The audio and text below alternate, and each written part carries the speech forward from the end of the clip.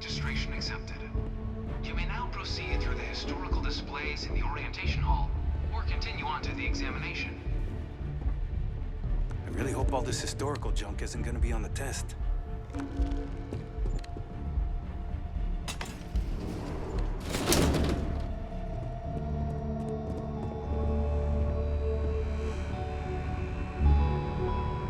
In 2150, humanity learned the Earth's magnetosphere would collapse sometime in the next half-century, eliminating all life on the planet. Decisive action was required, but the secure transport of an entire civilization would demand a new kind of cooperation, a new kind of courage, and a new kind of union. Thus, in 2159, the United Colonies were formed to make that journey possible. Just 1 year later, the Galileo, the first of many colony ships, touched down here on Jemison, beginning a new era of human history, the age of the United Colonies. Must have taken to evacuate literally the entire planet. Can you imagine? The logistics alone must have been mind-boggling.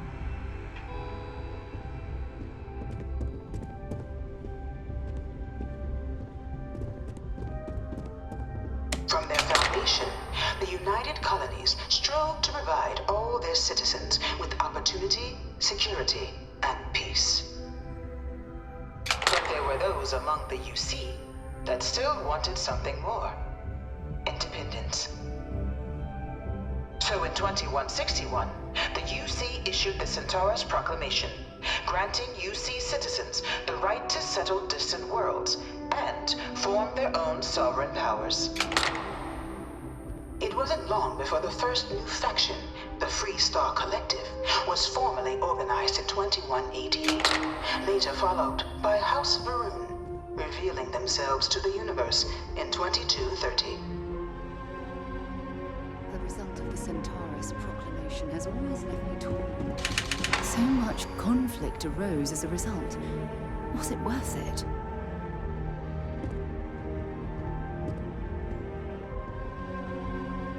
It was only in 2230 that the faction known as House Varun first made contact with the rest of the settled systems.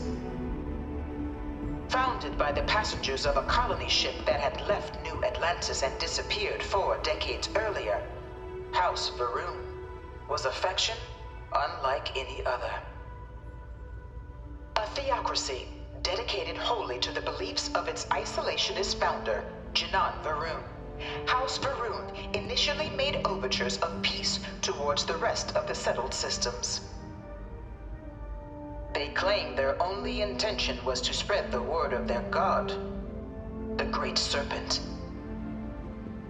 But none could have guessed that this worship might take the form of a bloody war, the Serpent's Crusade.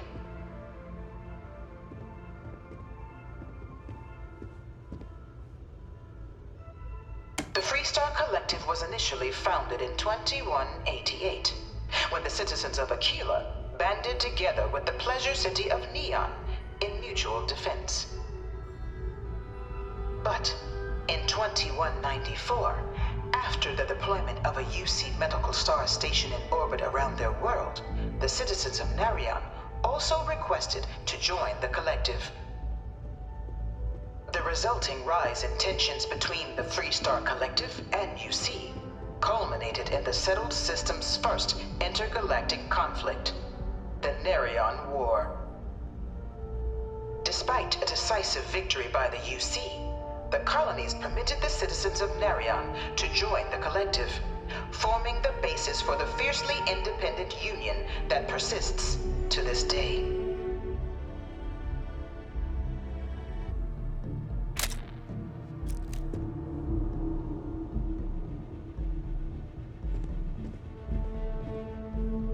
Beginning in 2240, House Varun forces declared all-out war on the rest of human civilization, initiating the Serpent's Crusade.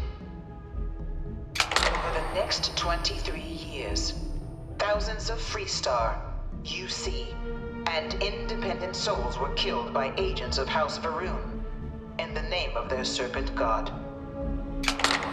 It was only with the death of their founder in 2263 and the succession of his heir, Jarek, that House Va'ruun finally sued for peace.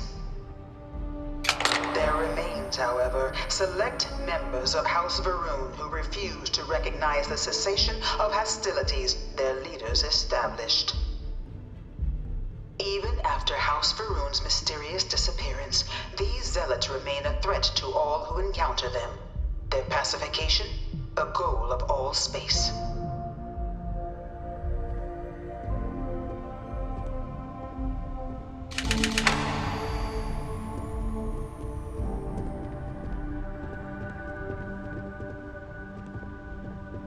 That pension doesn't go as far as it used to. But wandering around down here with a cup of coffee, there are worse ways to spend a couple hours.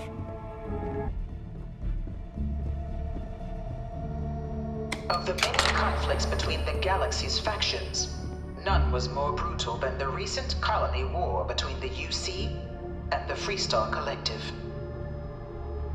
Set off by the unauthorized Freestar colonization of Vesta's Pride in 2308, a direct violation of the Nerion Treaty, the colony war spread quickly across the galaxy. Both sides deployed every tool at their disposal. Armadas of warships, mechanized combat platforms, or mechs, even bioengineered alien creatures, the infamous UC xeno-weapons. It was only in 2311 at the Battle of Cheyenne that the scales finally tipped. The Freestar Collective, utilizing their civilian fleet as a human shield, successfully crippled the superior United Colonies Navy. After their shocking victory against the galaxy's greatest navy, the Freestar Collective offered terms of peace, which the colonies, out of an interest in staving off any further human costs, accepted. The galaxy has been rebuilding ever since. The colony war was a horrible conflict that irreparably wounded the settled systems. There were times I felt that it would never end.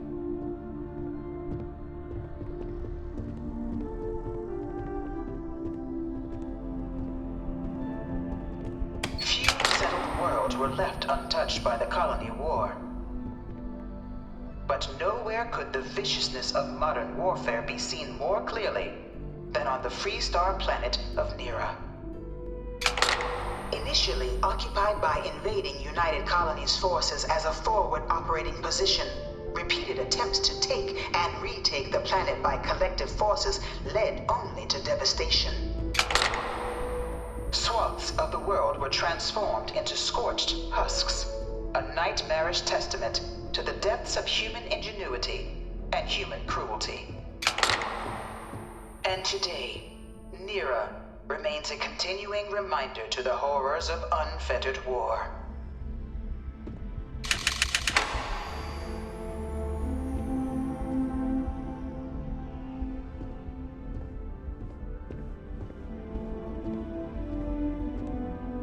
This thing's like an artist's rendition, right? No animal can be this ugly in real life. Dad wanted me to apply for the administration track at school, but I'm going to be a xenobiologist. It's science division or nothing. One of my slates said terramorphs can control people's minds.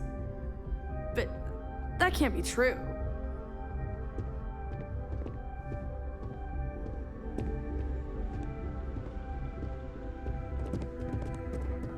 After the devastation wrought by the colony war, the UC and the Freestar Collective came together to ratify a treaty that became known as the Armistice.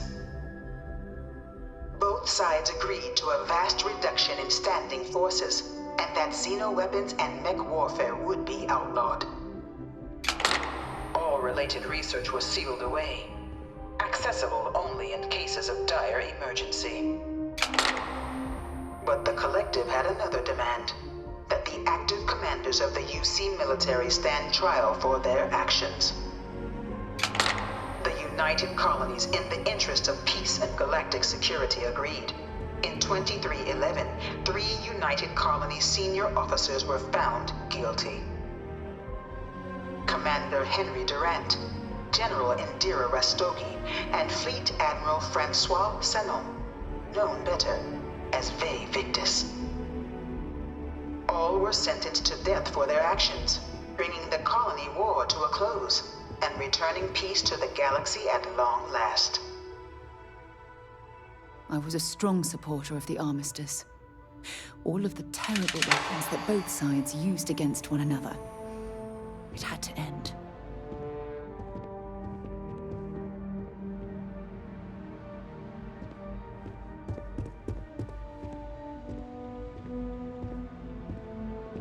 Keep it moving. People joke, say those Varun zealots worship a snake. But let me tell you, it ain't a snake. It's some kind of celestial being. They call it the Great Serpent. Is it real? Hell if I know. But they think it is. And that makes them dangerous. It was into this new world that the Vanguard was born. An official branch of the UC Navy, the Vanguard is the United Colonies Volunteer Fleet, serving a myriad of security, logistical, and reconnaissance roles. And after a sufficient length of service, UC citizenship is guaranteed to every Vanguard member. Open to all captains, regardless of origin, the Vanguard is leading the charge to protect and support the citizens of the United Colonies, wherever in the galaxy they may be.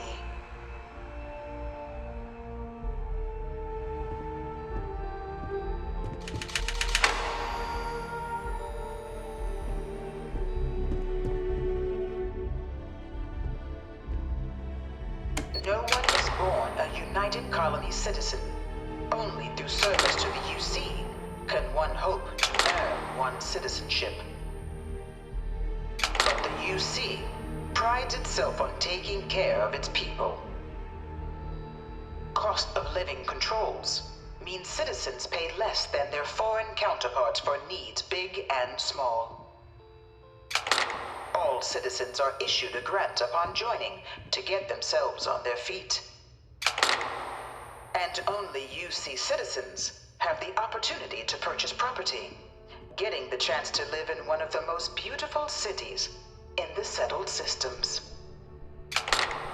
By joining the Vanguard today, you too can begin earning your place here, in the heart of galactic civilization, as a citizen of the United Colonies.